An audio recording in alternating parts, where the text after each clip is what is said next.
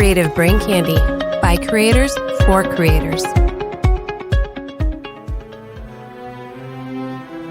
But gentlemen, you have not come here in order to think for yourselves.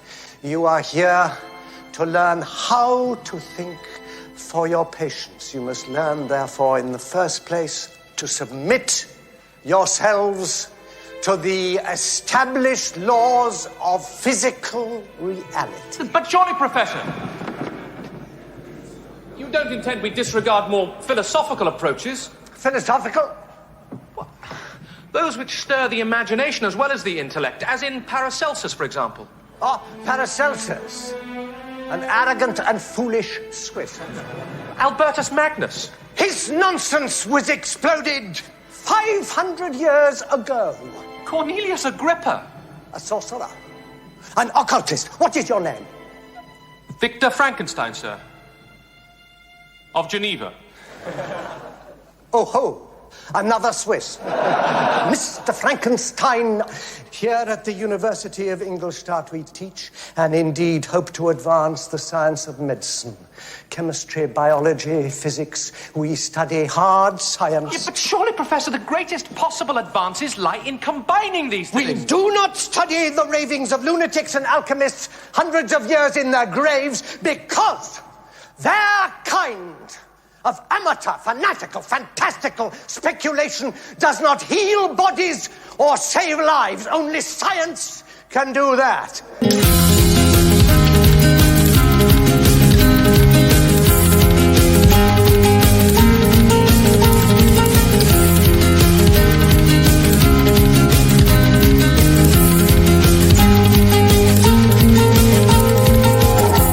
Everyone, and welcome to Smoking and Drinking in Space. This is a sci-fi podcast from a couple guys who think they know sci-fi. And this week we discuss what seems to be the most faithful portrayal of the story that originated the modern sci-fi era and what may have started an entire genre of porn. It's 1994's Mary Shelley's Frankenstein. But first, he's the grumpy creature who just didn't want a shot to my obsessive doctor who constantly plays the victim. It's James. How you doing, James?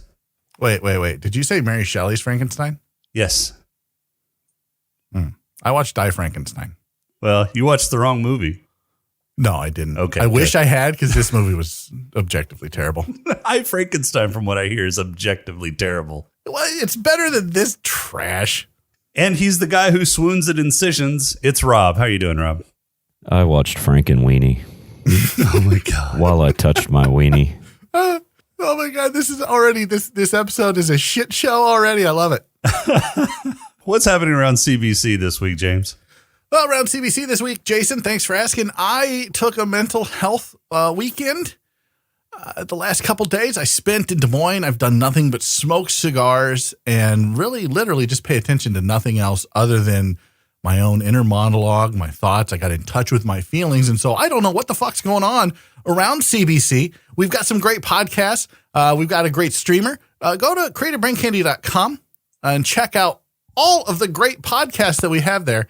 And you'll be as in tune with CBC as I am. We're also looking for a couple new podcasters still, and probably forever, for Bad Gamers Anonymous.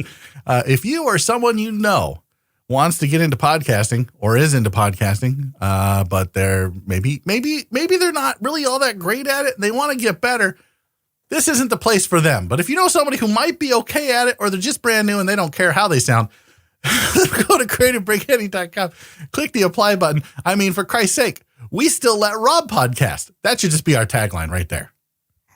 We let Rod podcast. Yeah. So that you don't have to. Rob, you got any news for us this week?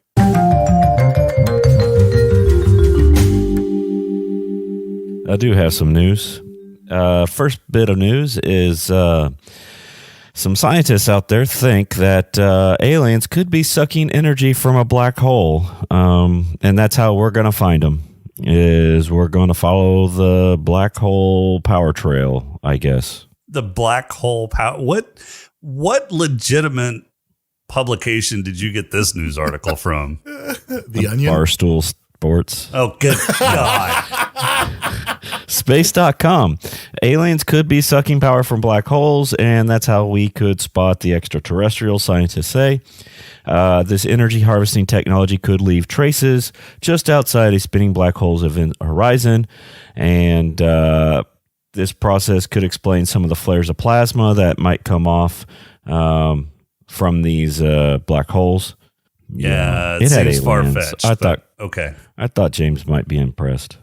I don't know if you caught what was going on around CBC this week, but I've spent the last 2 days in a cocoon of cigars. Right. Yeah. Mm-hmm. And it's been fantastic. So I literally right now, there's not a whole lot that bothers me. Like I just got done watching Mary Shelley's Frankenstein, and I it's bad, but I'm in a good mood, Rob. And so not even your terrible podcasting skills and your awful research skills for these news segments, nothing's going to bring me down.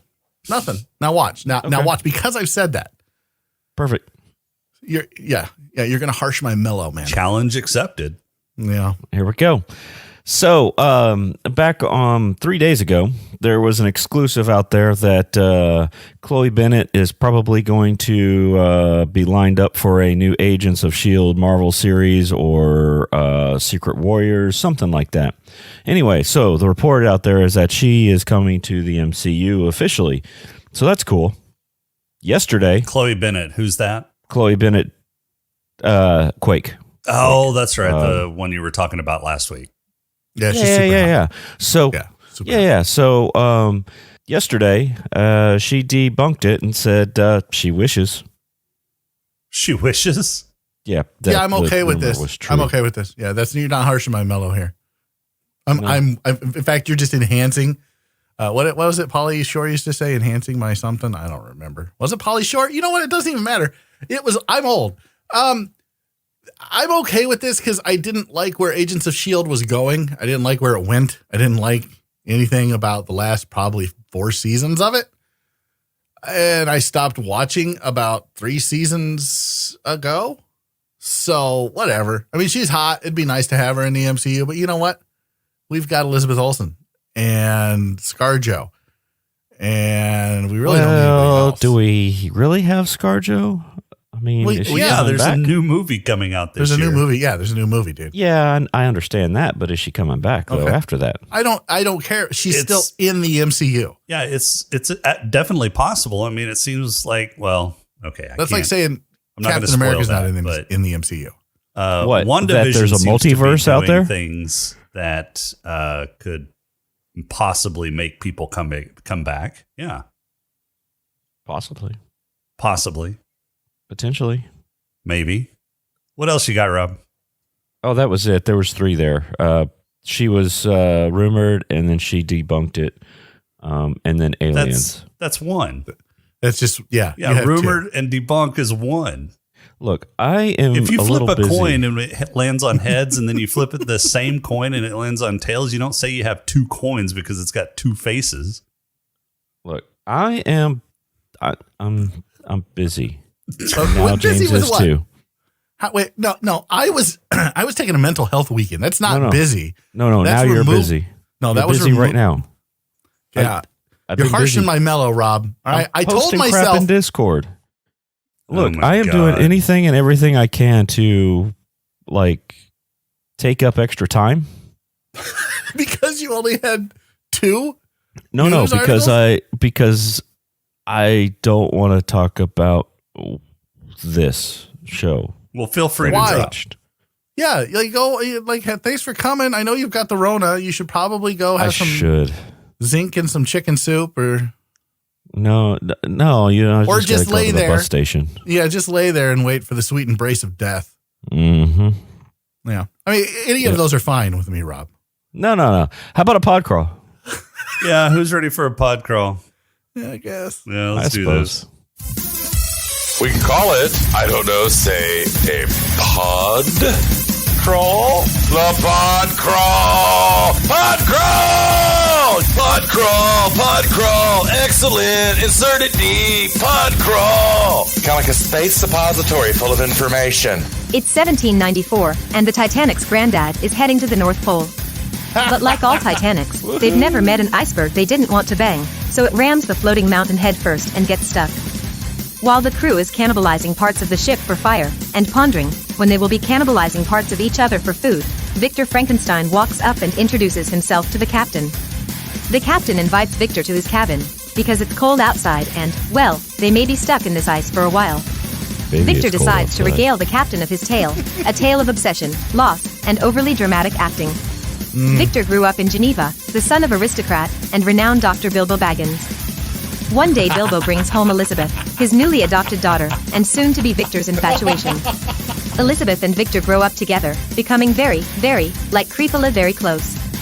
Victor decides to join the family business of medicine and traveling to kill dragons with dwarves, but focuses on his medical degree first. Bilbo is nothing if not a virile, sexually active hobbit, and when Victor is in his early 20s, his mom gives birth to his little brother that Bilbo carves out of his wife with a very large knife. Several years later, with Victor now engaged to his sister, thus proving that Switzerland is the Alabama of Europe, he hiata to Germany to finish his medical training. There he meets Amadeus, who grew bored of writing music and decided to fail anatomy over and over. He also meets Professor Faulty, a loner who hoards copper like James hoards cigars, and who was dabbling in making the first Reanimator movie before he ran out of room on his credit cards. The professor tutors Victor on the proper use of magic monkey paws, as well as telling Victor he's crazy for pursuing reanimation. Victor takes this as encouragement, and when the professor is killed during a coronamidia vaccination clinic, Victor decides to take the good doctor's notes and apply them to both the doctor and the man who killed him. After long hours creating a corpse-hauling model train and stitching up a Raggedy Andy doll, he dumps the corpse into a tank, releases the eels, and jumpstarts his heart with 1.21 gigawatts of power. Thinking he failed at first, Victor blows open his human pressure cooker, and the creature slides out on top of Victor. After KY wrestling with the creature a bit, he does the equivalent of dropping his new baby on its head, and then strings it up to dry out for a bit. Victor takes a look at his new kid, sees just how fugly it is, decides he's not really dad material, and abandons his creation. The creature doesn't take rejection well, and after meeting the best of what humanity has to offer in the forms of a hateful mob and a family of ungrateful, but oddly well-educated farmers, decides he's had enough and is going to get revenge on Daddy. He learns that Victor hails from Geneva after reading his diary, and heads that way, somehow knowing what Geneva is and where it's located. When he arrives, he finds Victor happy, about to be married, and decides to shit on that rainbow. He murders Victor's little brother, frames the servant, then threatens Victor with more misery unless Victor makes him a creature with boobs. Victor, not having much of a spine, and not wanting the rest of his family killed, says yeah. When he returns, Elizabeth has had enough of this secret shit, and is moving out. Victor pleads to her to stay, and she says yes on the condition that he marries her that day and fesses up the next day. The two get married, shotgun wedding style, remember, this is Eurobama, and then head out with an armed guard for their honeymoon. They just miss the ferry across the lake, and stay at a local hotel where some pipe music distracts Victor from his boner, and he grabs his pistols, heads outside, and leaves his new wife to be brutally murdered by the creature. Distraught, Victor grabs the body and runs home, stopping along the way to cut a hanged servant down. He chops off his wife's head, sews it onto the servant's body, transfers the right hand for whatever reason, dunks her in KY, flips a switch, and brings Elizabeth's head on another body back to life. The creature appears to try and woo her, and after he and Victor play come here puppy for what seems an eternity, she gets sick of it as well and lights herself, and Victor's house of matches, on fire. Victor and the creature flee the house, the creature heading for colder climes and Victor following to end his creation's being. Back on the ship, Victor, literally bored to death from his own story, dies. The captain and his crew prep the body and waste oil to set it on fire. The creature shows up to mourn his father's death. The ice breaks up and the crew flees to the ship and roll the creature and dead Victor floating out to sea on an icy funeral pyre. Credits. All right, Mary Shelley's Frankenstein. So this appears to be the most faithful recreation of the book. I've read the book. I doubt either of you have, but I could be wrong. Were there pictures? No. Well, I mean, I'm sure there's a version out there that does have illustrations, but were there pictures of Helena Bonham Carter topless? No. No, I haven't read it. Yeah, no Helena Bonham Carter topless in the original book that came out in like 1818. No. Yeah, and then I'm asking, like, why would I have read that? So you only read books with pictures of Helena Bonham Carter topless in them? Well, Are there books with Helena Bonham Carter topless in them? I don't know. You tell me. You're the connoisseur. I'm just asking. Like, I would read that book. That's a book I would read, Jason, is all I'm saying. I would not read a book about a monster that is us and not the actual monster, which is just, frankly, a little too on the nose for my taste, unless it had naked pictures of women and their boobies. Okay. Fair enough. No, it's been a long time since I've read the book, and I've seen several adaptations of the book in forms of movie and television. So at this point, it's really hard to discern what was in the actual original story material and what they kind of made up or changed along the way. But supposedly this is the closest that you get to the original story in movie form. I don't remember. I'll take your word for it. I don't remember the book being this fucking dull. And it may be because the book has better pacing and wasn't overly dramatic like this movie was. Okay. So, well, what did you expect? It was directed by Kenneth Branagh. Okay, but here's the thing: it was a stacked cast. It was a stacked cast, and this isn't the first time in the '90s because I think this was the second one, the second that came out. I think the first was Bram Stoker's Dracula. Yes, and that was a decent movie. I actually liked that one. Sure, of course you did. It was decent. I wouldn't put it as a great horror film. No, I would put it as an okay horror film. And so they thought, well, if that one kind of did okay, maybe we should do Frankenstein. Oh yeah, let's get Helena Bonham Carter. She's hot. Well, let's get, they got all these hot actors, and then somehow I don't know who had what on Bobby, but for Christ's sake, like Robert De Niro is not. I mean, he's a monster. He's just not that kind of monster. Like every time he spoke in this movie, I was waiting for Joe Pesci to fucking jump out and go, yeah, let's whack somebody. Yeah. Like every fucking time. Like he's a great actor. I'm not trying to take anything away from Bobby De Niro.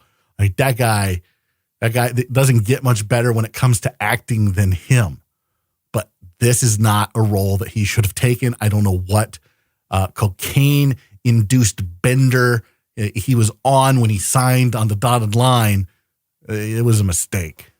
Yeah, I wasn't super impressed with his version of the creature. I thought he did okay as that peg-leg guy in the beginning that actually killed the doctor that was trying to inoculate him. I thought that was a decent character. This is what I thought. Okay. So I want to set this scene up before my punchline. So this scene is basically what it was in the pod crawl. There's a global pandemic, and doctors are trying to vaccinate people against the pandemic. It's not the Rona, I mean, but it was close. It was worse cholera, right? Actually, yeah, it was cholera. And so this right wing Republican sits down, anti-masker sits down, and just starts going off about how they're gonna track his movements with the metal inside, and that the 5G is what's causing cholera. And then he goes full Capitol riot and stabs the guy in the side. And all I could think of is, yeah, Jason definitely said all the things I just thought in my head. Like, but he said them out loud.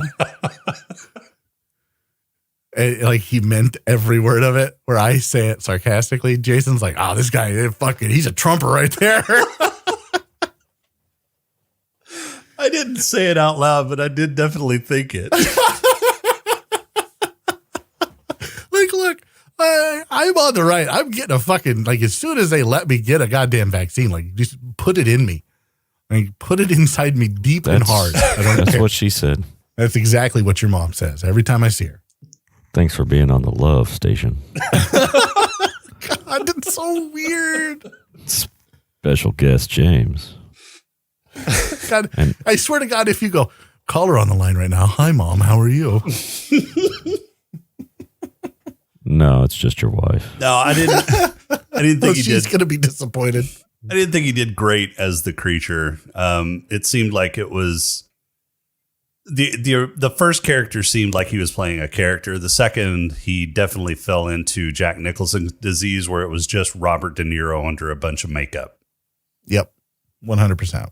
And how did they make him so fucking tall? Because that dude's only 5'10". Platform boots. I guess. I was wondering the same thing. Like, he's not a tall gentleman.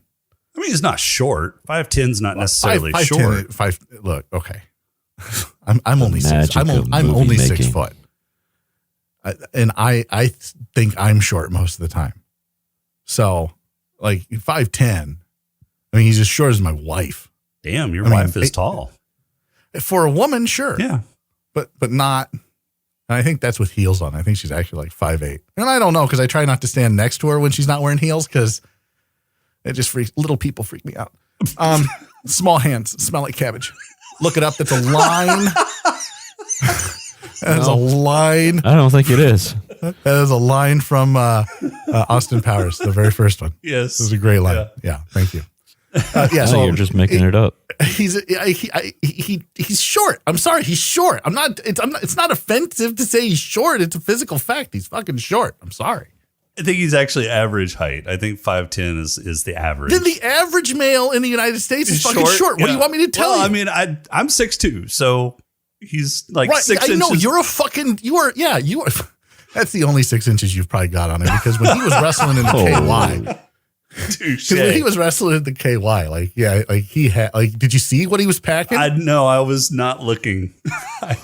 How were you not looking? That's like I know they had it right up in the camera, but I think I was taking notes or something. So yeah. Well, sure. I just want to say though, how big it was. That was the slowest KY wrestling match I've ever seen. It was the dumbest fucking shit ever. Yeah, that was. I just sat there like, who thought this was a good idea? And then when I realized that the director was also the guy that was wrestling with a naked De Niro, I was like, oh, he just wanted to fucking touch his dick. Well, this is typical 90s movie. You have the gratuitous shirtless scene with a well-muscular man. Yeah. Well, yeah, but here's the problem with that. For no reason. Yeah, so you had the whole homoerotic thing with Top Gun with the volleyball scene, and now you've got this. And in both I don't remember boobs in Top Gun. No. And there were no boobs here either. You have to offset that shit. There was side boob. There was groping with side boob. That was it. That's not the same. Look, Peter Griffin, side boob is not the same thing as full on gratuitous boobies. Well, no, but it's just not. No, you don't get that in this movie either. Okay, well, I'm very upset that you look. If you're going to show me De Niro's dick, which is very impressive, especially for a 5'10" man, I want to see boobies. You got to offset that shit. Like, fair and equal. Okay, fair and fucking equal. Because now I just feel like they were using De Niro as a piece of meat, objectifying him. I'm sure he's okay with that. He's just material. Yeah, it's just material. Yeah, that's it. But I think that's indicative of the entire movie as a whole. I mean, it just fucking drug at most places. It was just, so the pacing was all over the fucking place, and it was not great. Yeah, I started looking at it. I looked at my watch. I'm like, oh, okay, this has been going on for a while. I paused the movie. It was 1 hour in, and we still hadn't seen him do anything remotely about creating life or whatever. Yeah, there was a ton of setup for the character of Victor Frankenstein. And I think that was a little excessive. I mean, I understand that they wanted to portray the character as being obsessed with bringing people back to life, or that's easy to do with a montage of people in his life dying very quickly. Yeah, I mean, and the whole onus behind that was his mom died, which his mom didn't die, if I'm remembering correctly, in childbirth in the book. She died of some disease. Can we talk about that? Can we talk about that for just a second? Yeah. There was a lot of blood. That was weird. The whole mother-son relationship that they seem to have was a little bit odd. But which is why I made the joke about Rob's mom. Yeah, but from what I understand, if I'm remembering correctly, she doted on him in the book too.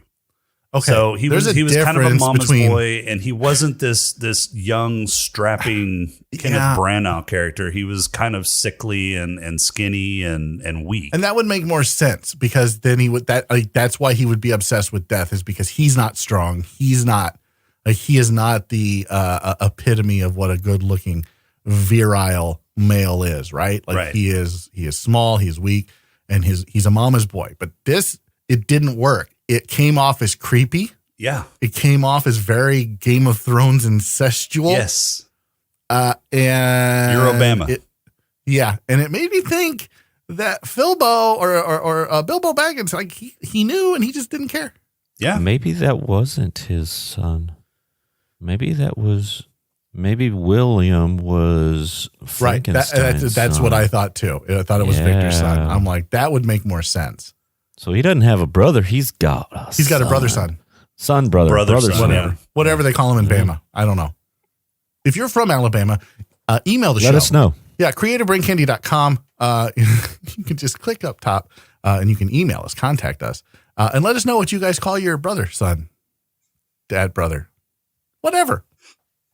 Cousin, uncle, whatever it is. Uncle, grandpa. We don't judge. But yeah, it was very weird to me. And that set up the movie just being silly. Like I sat there in the opening scene where the original Titanic hits the fucking iceberg, which you nailed it in the pod crawl, dude, because that's exactly what I thought. I'm like, this is the fucking Titanic. If he doesn't make a Titanic joke, like I'm going to be pissed. Nails an iceberg and immediately becomes landlocked. Right. Immediately becomes landlocked. It immediately mutinies being thrown around. Like, why is every first officer on any ship in the 17 or 1800s like such a pussy? Like, why?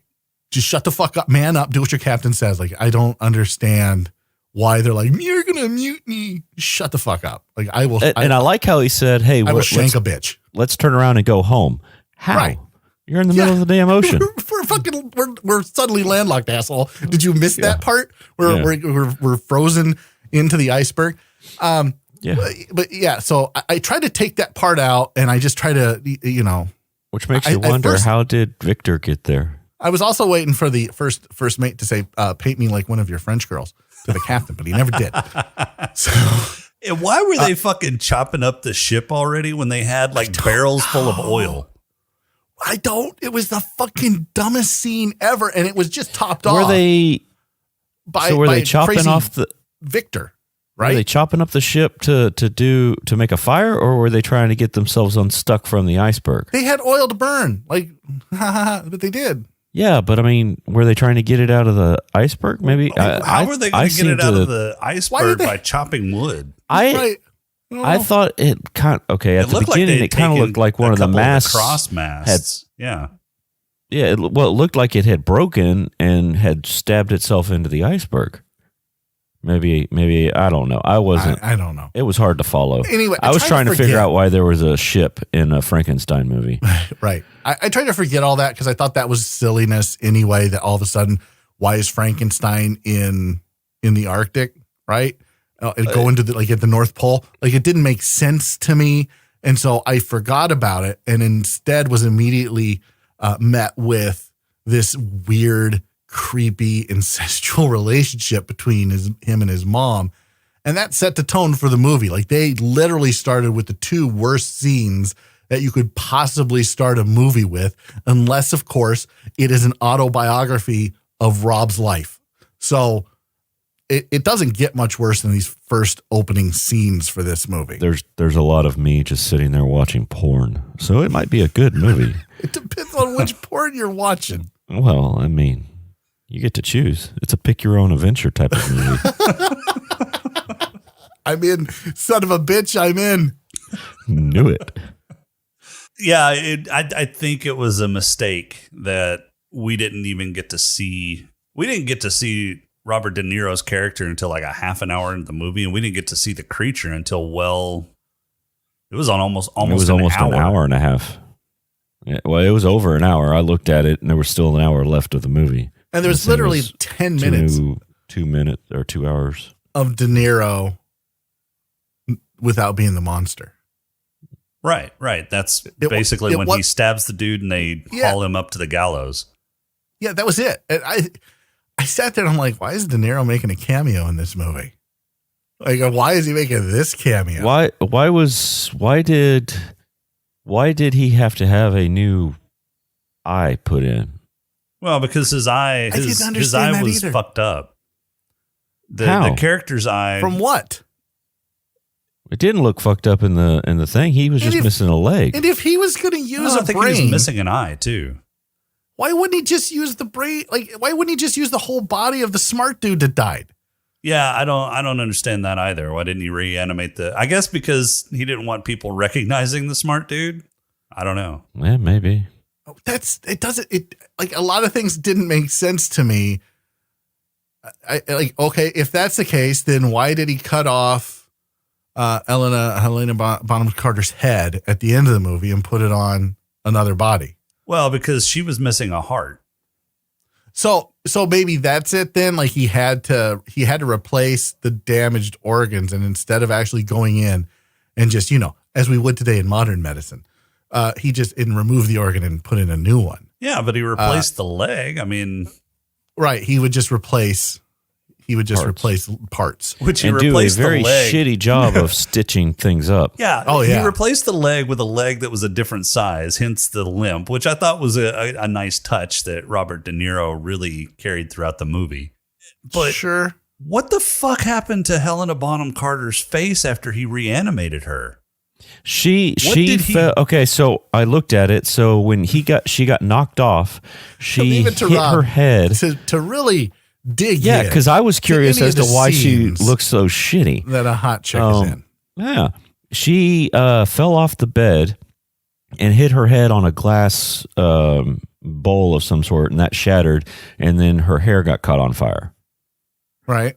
So my guess is that was all scarring from the thing. It was a god awful amount of scarring, but my guess is scarring. Of course, though, when she got flipped over and he was crying over her face looked okay. That's what I thought Yeah. too.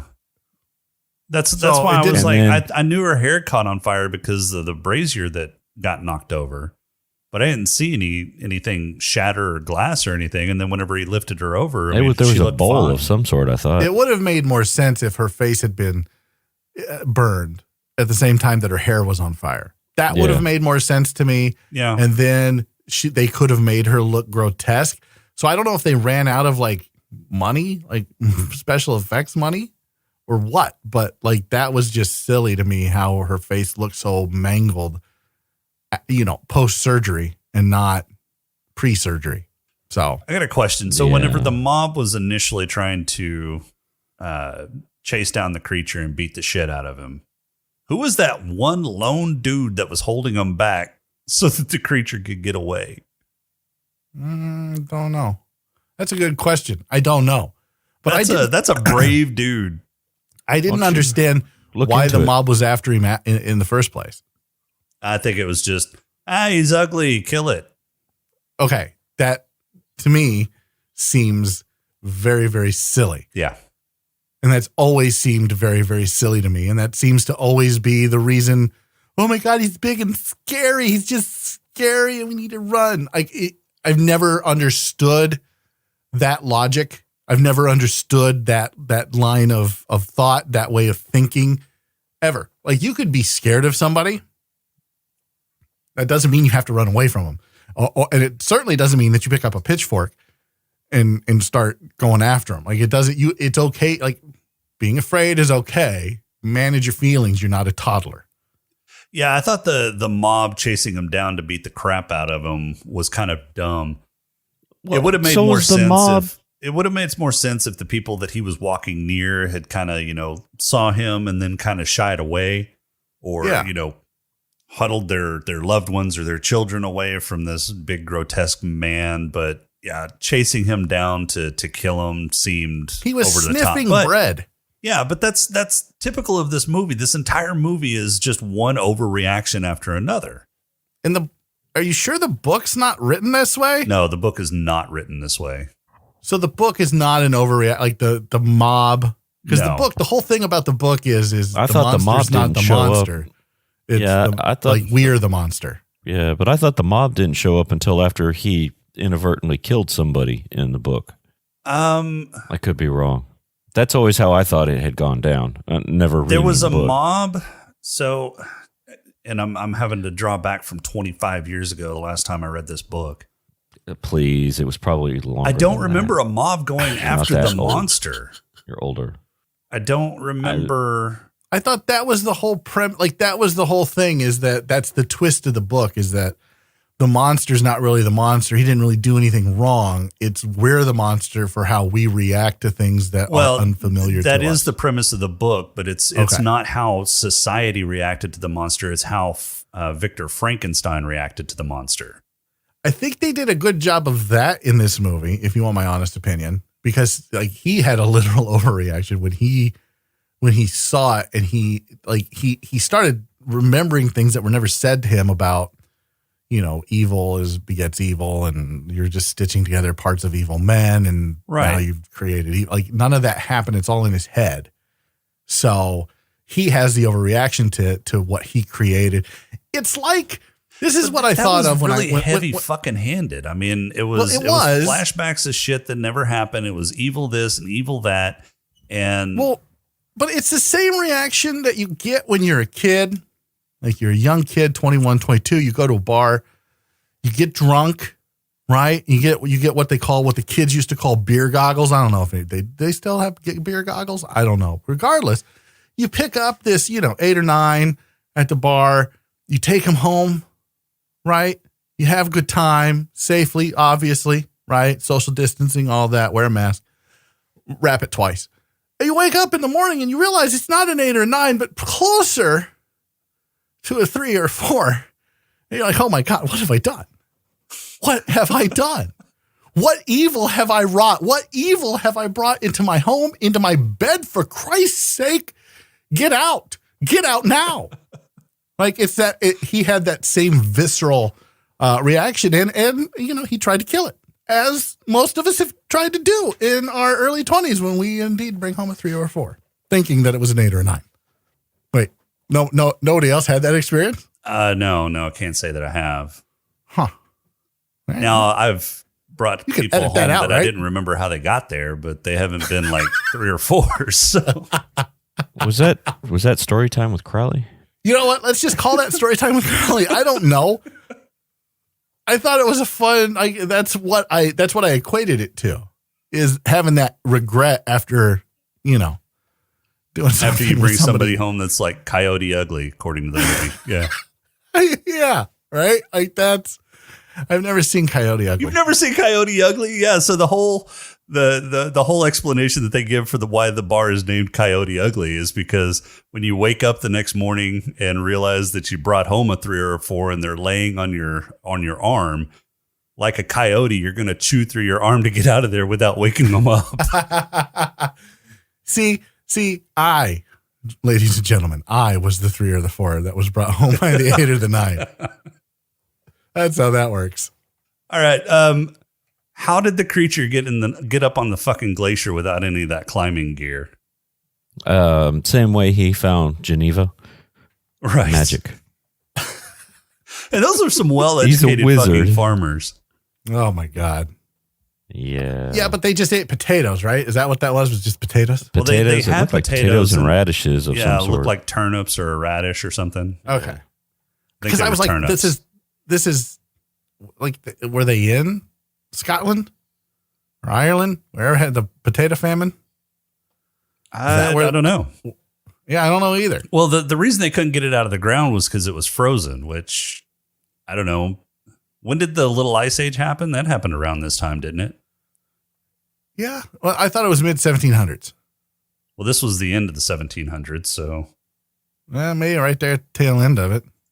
Maybe. Yeah, I guess. Research I on the fly. Oh, there you go. We haven't done research on the fly in a minute. Or in a grip, as we used to say. And here's another story time with Crowley. Me and my friends were at a tattoo parlor when I was in my early 20s and getting taken home by 8 or 9s, only for them to reject me the next morning when they realized I was definitely a 2.5. And we were outside smoking cigarettes because that's what we used to do outside the tat shop. And this gentleman in downtown Davenport comes out and he goes like, "Hey man, can I get a cigarette from you?" All right, here you go, man. He's like, "I haven't had a cigarette in a grip." Like, what the fuck is a grip? Like, that's what we call a minute in a joint. And he just kept walking. What? Ever since then, I always say I haven't seen that in a grip because that's fucking hilarious to me for some reason. That is funny. Looks like there was one towards the end of the 1700s. Well, there you go. That's why the ground was frozen. They couldn't get the potatoes out. Everybody had the same accent in this movie, which was English, even though they were in Switzerland and Germany. Yeah. Switzerland. Yeah. Which is not any. I don't know if you guys have ever been there, but it's not the same accent. They don't have British accents in Germany? No. In fact, if I remember right, they have German accents and they speak Deutsch. You sure it's not Russian? Well, it almost was for a grip. Half of but, it. Half of the there time. it is. Yeah. Half of Berlin was Russian for a while. Yeah. I kind of forgive that on some of these period pieces. Sometimes would you forgive it now?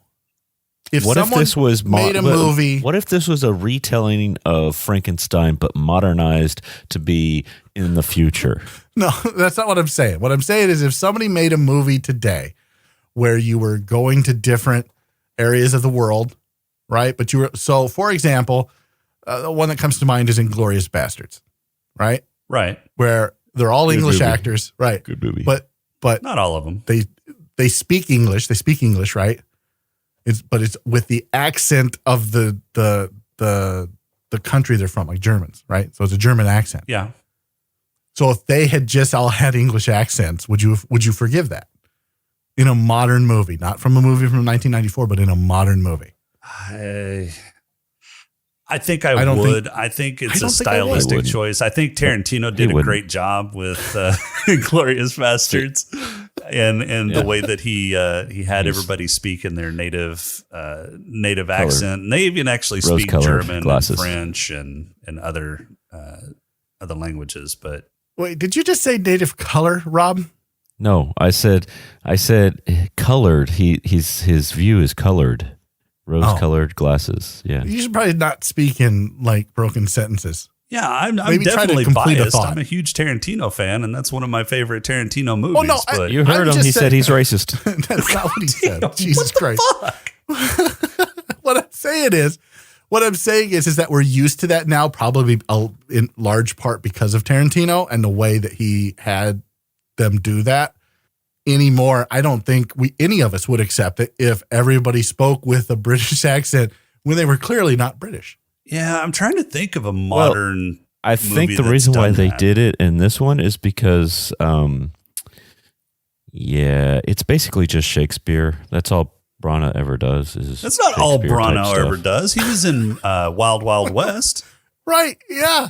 How do you not remember? And he that was a classic? He was a British aristocrat kind of No, guy. he wasn't. Or He a was Southern aristocrat. Yeah, Jesus but still, He he was spoke with a all. Southern accent. But he didn't direct that. He didn't direct it. You're right. He I'm didn't saying direct anything that. that he directs. What if he had spoken in that movie with a British accent? Would you have forgiven that? Well, no, not if he was a Southern Oh, aristocrat. all right, well, no. okay. So that's what I'm saying. Like, we kind of pick and choose, and I think I'm done with picking and choosing. Like, if you're going to portray a German, like, I don't care if you know German, right? You don't have to sprechen the Deutsch. Just fucking speak with that accent so that I understand that you understand that you're playing a German. But Yeah. on the converse of that, they were in Switzerland and Germany. It's not like they were. It's not like there And was they all a lot spoke of with a British cultural- accent. Well, right, but it's not like there was a lot of cultural, I guess. a lot of different cultures that were mixing together there, and it's not like they were traveling around fair, the world. You're right. And to be fair, De Niro spoke with a De Niro accent. So Yeah. And the British writer that played the British writer that was the captain that was doing the expedition to North America spoke with an American accent. So North Pole, not North America. Or North Pole. You're The right. guy, the guy who played his best friend, who was the doctor who fainted, at the first sight of blood or whatever. Uh-huh. I don't remember his name. All I could think of is Tim Curry would have been a better cast for that role. Tim Curry. Yeah, he would have been a little old for that. In 94? Yeah. Because I guess he was playing, no, you're probably right. Maybe a little old. He would have been a little old. In 94, he was, in 94, it wasn't long after that he played that role in Red Alert. What else was he doing? He did It around that time. When was Three Musketeers? Three Musketeers would have been around that time. That's what I thought. And he played the Cardinal Richelieu during that. Yeah, he was really good. Yeah, he really was. Which, FYI, like fun fact, 1994, the year this film was released, was the year I graduated high school. Yeah, me too. We're old. Yep. All right, James, I got a question for you. Yes, sir. Mary Shelley's Frankenstein, this adaptation of the book that originated modern sci-fi, is it more sci-fi than 11/22/63?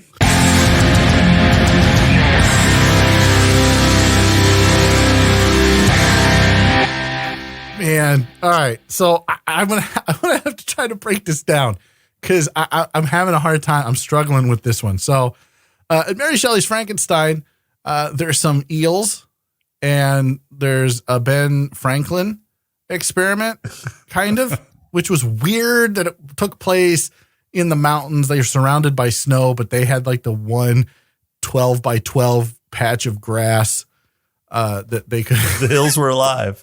But the hills were alive with the sound of music, which is what that totally reminded me of. So there was that. Then, obviously they cutting up body parts, sewing them on people. Is that science fiction, or is that just, a day in the life of Rob's creator? I don't, God, I'm really, there was amniotic fluid, and it was just weird.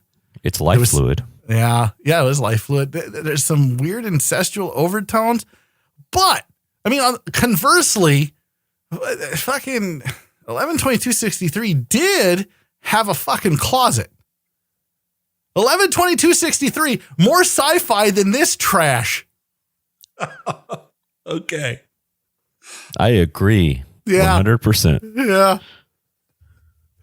This was like a bad horror movie. This was like a horror movie. There was no horror in it at all. There was this nothing. was somebody's artistic fucking interpretation of a horror movie. Well, and it was gothic bad. horror. Yeah, it was bad. It was bad. It was just Gothic horror isn't about hacking and slashing and blood. I although get there was that. a lot of fucking blood in this movie. It's about the insinuation of it, right? It's about the suspense with some mixed in emotionality and romance. Yeah, that's basically what gothic horror is.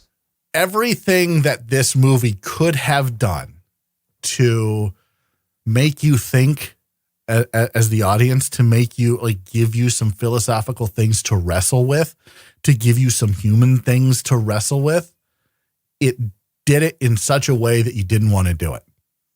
You just sat there in awe of how awful the acting was, how awful, it doesn't stand up. This is not a movie you should watch anymore. No, it doesn't stand the test of time. It doesn't translate well 30 years later. It's just bad. It's very, very bad. And so all the things that it could have done to save it, it's not a modern classic. This is not anything anybody should ever watch ever. We watched it so that we could make fun of it for you. And I think Frank Darabont said it best. He was the original screenwriter of this.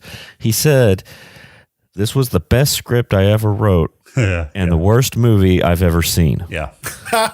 He said Branagh just took all the subtlety that was in his script, in his book, or in his script and in the book itself, and just hit it over the head with a hammer and blew it out of the water. He said this was so in your face, over the top, that it was horrible. And I have to agree. Helena Bonham Carter, I thought, was the one lone actor in this whole film who actually did a good job. I thought she was believable. I thought John Cleese's role, even as little as it was good. Yeah, I guess I didn't have a problem with him, but he was not in it for very long. True. Yeah. Well, he's not in the movie or the book either. Right. She tried so hard, I think, to carry this movie, or at least maybe it's because she was the only one that could actually act her way out of a wet paper bag for whatever reason for these 6 months that it was shot. Like, she was carrying the movie, or at least trying to, but even she just didn't have enough screen time to do it. She wasn't the focal point. Obviously, Branagh was, and he's a fucking jerk off. So, and it surprises me that he did such a shitty job on this movie, because his version of Hamlet is excellent. Again, stacked cast. I mean, that fucking cast in Hamlet that he had is just phenomenal. But yeah, but Hamlet, more sci-fi than 11/22/63. No, it's got ghosts. More sci-fi than 11/22/63. Ghosts greater than closet. Oh, Rob, you got a haiku for us this week.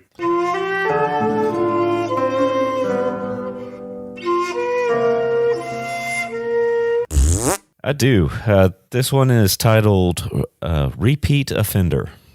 I think I've seen this. Another Branagh movie. Same as his others.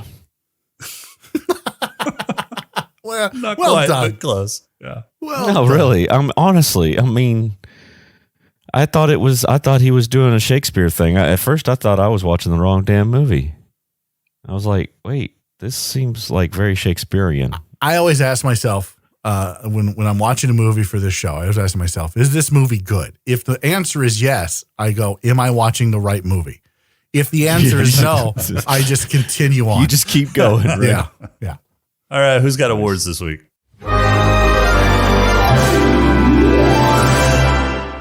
Oh, yeah, absolutely. Rob, who's got your Black Lung Award? Oh, I gave it to Elizabeth for dressing up as the Human Torch. Great cosplay, by the way. Great fucking cosplay. It really was. Great.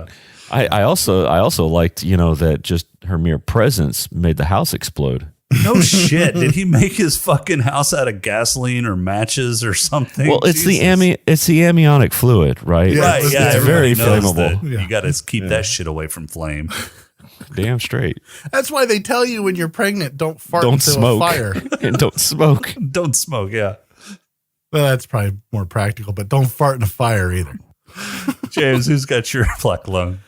My Black Lung goes to none other than Bobby De Niro, because on top of being a murderer, he's a pyro. What did he? Oh yeah, you're right. He lit his dad on fire on that ice floe. Yeah, and stayed with him for some reason. I think it was just because he was cold. I mean, he just got out of the frozen water. He was very. I'll stand here. Just for a trying minute. to dry off. just warm up a little bit. Warm up a little bit, and then I'll take off for land and spend the rest of my days North Pole making toys for children, and I'll take them to them one night every year. Okay. I knew he was magic. Creature is Right? Santa Claus. Who knew? I told you he was magic, man. All right, mine's going to go to honorary Coddle. I didn't want to try and shoehorn in an award for that one because nobody smoked. There was no shoehorning, man. She was on fire. Even her hair was smoking prior to that. That's Yes, true. right. Like that's what we like to call in the biz foreshadowing. When her hair caught on fire, she was like, "No, hold my beer. I'm not done." Yeah, hold this. Hey, y'all, watch this. James, who has your head lush? Head lush is going to go to. I don't remember anybody drinking this movie a whole lot. But I wasn't really paying attention for some parts of the movie, so I'm just going to give it to Richard Dawson. Okay. Rob? Yeah, pretty much the same thing. I didn't want to shoehorn the monster guzzling amniotic fluid or anything like that. So, Yeah, same here. Honorary Richard Yeah. Dawson. I don't remember any bar scenes. I mean, they had a big old fancy party, and not Right, one I person didn't was see holding a anybody wine drinking. glass. Yeah. It must have been a dry county in Switzerland. Try counties. Do they have those in Eurobama? I don't fucking know, but I figure if wasn't even Alabama's got it, they've There got wasn't it. even chocolate, They could have had Swiss chocolate. No, Could have the had party some was on Swiss Sunday. Miss. Shine. Swiss Miss. They all skipped church in Eurobama to have that party, so no, they decided to go dry. All right. Rob, in honor of Jesus. In honor of Jesus. Who's got your player, Rob? Oh, I gave it to Victor for getting it on with his sister wife.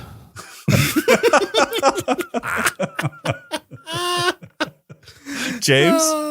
You know what? I'm gonna give it to I'm gonna give it to Helena Bonham Carter's character for getting it on with her brother husband. There you go. Okay. Well, I'm going to give it to Victor because you guys have opened my eyes. I didn't consider that William was actually his brother's son.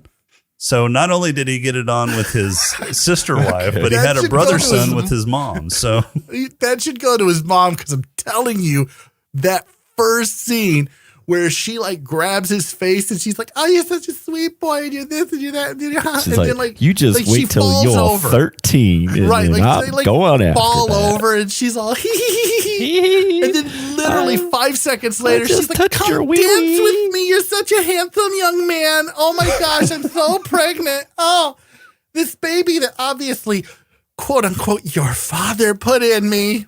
When did she come from New Jersey? Dude, it's Urabama. I mean, it doesn't matter. They're from everywhere. Yeah. That's where you go when you're into that. It's the big old melting pot of Europe. Switzerland. The gene code there, the genetics are just a little. Is that why they were neutral in World War II? Is because it's because they had ties to everything. Like, we can't decide. No. We are with everybody. Free love and cholera. Oh, no, that was in Germany. That was cholera. Germany. Yeah, cholera. All right, James, who's got your purple hippo? Oh, wait. Yeah. Oh, my purple hippo goes, De Niro. That's the easiest one to pick because he wrestles with what is he. And that's such a head trip for anybody to come back from. Like, that's what this whole fucking movie should have wrestled with, is what is he? And it didn't. It didn't tackle the afterlife. It didn't tackle religion. It didn't tackle the philosophy of it all, which is what Branagh was going on about when he first went to Germany, was how you've got to mix science and you've got to mix and it didn't do any of that. So it goes to De Niro because at least he touched on it. At least he was like, what the fuck am I?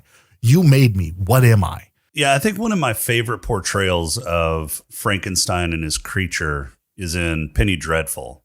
I think they did a really good job of showing the conflict within Victor Frankenstein and his relationship with the creature that he abandoned, and the philosophical the philosophical conflicts that the creature has, that he later named himself Caliban, has within himself, because, and I want to say this is from the book, but again, I'm not sure. It may have just been in the Penny Dreadful series. He's a big fan of John Milton and reads John Milton a lot, and that kind of guides. Not in the book.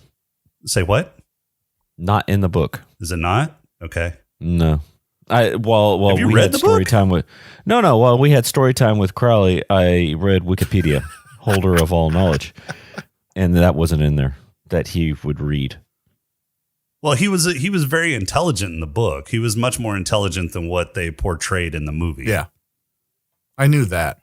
And by the way, for those of you who haven't watched Penny Dreadful, go watch the Penny Dreadful. Oh, it's an excellent series, except for the last half of the third season kind of dragged. But there's boobs, right?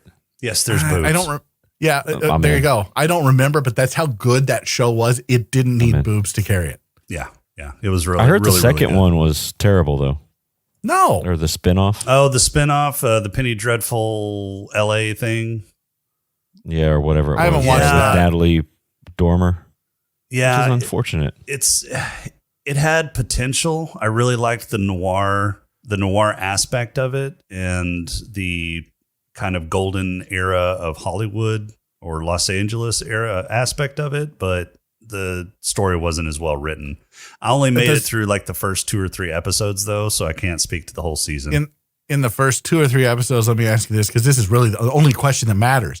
Does Natalie Dormer show us her boobs again? I think so. Perfect. That's all I need to know. I'll go watch it. First 2 episodes. That's all I need. Rob, who's got yours? How many times, Rob, do you think in this episode he's gone, why do I podcast with these 2 assholes? At least half a dozen. At least. I can't say it's more than usual. Well, I guess fair enough. That's a win in my book, Rob. Yeah. Rob, who's got your purple hippo? I was going to give it to Victor, specifically like after he did the deed and he was all like, what the hell did I just do? I need to kill this thing. So to me, it made it seem like he was, and they did a terrible job of showing this, that he was just grief stricken because his lover mom was dead. So he's in this whole haze of questioning everything and, oh no, I need to do it. I need to do it. And then he does it. He's like, what the hell did I just do? Okay. Probably that wrestle in the KY jelly kind of cleared his system. I guess that's a good question though, right? Is that all this was for him? Because he was so obsessed with it for so long and then he does it. Like, is that all obsession is? Is what is just the fantasy of it all, the thought of it, and then and then it's not as good as you thought. And then the act of is what the fuck? That's not anything like I thought it was. Yeah, the anticipation is better than the payoff. Yeah. Well, that's why I'll never have sex with a corpse. I don't want to know what happens after that. What? That Where the is just fuck did this come from? Oh my God! Wow. Rob. What the fuck? Hey, who's your purple hippo? My purple hippo is going to go to Rob. Yeah. For that. Yeah. Hey, Yeah. It's just material, guys. It's just material. Oh, Wow. God. Rob gets my damn. purple hippo this episode. Yeah. Yeah. Can I vote that we change the purple hippo default award to Rob for that comment? Oh, Summer Glau. I'll Goes take to that into River Tam. consideration. Thank you. Jesus. Like, I don't even know where to go. How are you going to end the show now? We're going to pick the next movie and just try and Just forget everybody stop. that. Hit the record. It's like, just stop. Wow. Hit the stop button. We're done. Just call it a day. Pick this up tomorrow. Fuck. Rob, what the fuck? All right. Who's picking the number? Who's telling me when to stop? I'll do both because I'm not, at this point, I don't trust Rob to do anything. All right. What's your number? Let's go with 4. 4 again. All right. Oh, wait. Did double it. Go to 8. 8. Okay. Tell me when to stop. No. Big money. No whammy. Stop. I swear, if we get a whammy, you're done. Never again do you get to pick a number and say stop at the same time. You know what? I'll agree to that as long as you agree to never bring up necrophilia. Oh, God, I can't make that promise. God damn, Rob. Fuck. You had a chance to redeem yourself, man. No, this is a series. God damn it. Was it The Expanse? Because if it was, the universe is telling us something, Jason. No, it wasn't The Expanse. all right, it was Tales from the Loop. Oh, Nope. screw that. No. Nope. The universe is telling us to move on. Yep, move on. All right, James, tell me when to stop. Big money. Maybe big he wants money. to change his number. No, I don't. I'm all right with it. Stop interrupting me. I'm trying to get no whammies, motherfucker. Jesus, go think about dead people and stop. All right. Just saying, you picked it. God damn it. Son of a bitch. Well, at least I didn't say anything about sleeping with dead people. All right, next week, we will be discussing the movie where aliens are coming and their goal is to invade and destroy Earth. Fighting superior technology, mankind's best weapon is the will to survive. It is 1996's adventure sci-fi movie Independence Day, directed by Roland Emmerich. I'm okay with stars that. Will Smith, Bill Pullman, and Jeff Goldblum. Welcome Dude. to Earth, Motherfuckers. yes. Brent Spiner in his Wait a minute. Hold in on. his Hold on. best role. Hold on. What? How come Jason doesn't sound as thrilled as he should? Oh, because I figured you two would poo-poo on this. You poo-poo Why would on I all the poo-poo other this movie? You poo-poo on all the Vivica A. other Fox? good ones. Fucking Jeff Goldblum? Okay, I want it to be said right now, Wow. for the record, the Discord channel, our fans demand pictures of you cuddling with your Goldblum pillows. No, I don't. No they don't. fan has No, they demanded don't. that. No, nobody's demanded that. That is a fallacy created in the head of the guy who has had thoughts about sleeping with dead people. So just let everybody think about that for a second and let that just color everything that he says for you, the listener. And with that horrible thought stuck in your head, we're ending this week. Our intro and outro music is Welcome Home by Cambo. Podcrawl music is Snack Mix by Machette.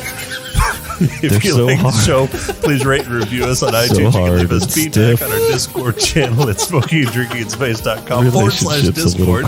On Twitter at @podcast. You can email us at smokinganddrinkinginspace@outlook.com. If you'd like to throw a few nickels our way, you can become a Patreon supporter by going to smokinganddrinkinginspace.com/Patreon. And make sure to visit Creative Brain Candy for more great shows and other creative works at creativebraincandy.com. For this week, I am Jason. So, fun fact, in the 1790s, it's not considered incest if you plan on getting married. I don't know. I don't know what to say to that. I don't know where to go. Like, this is... I fucking... Rob, God damn it. Oh my God, we'll talk to you next week.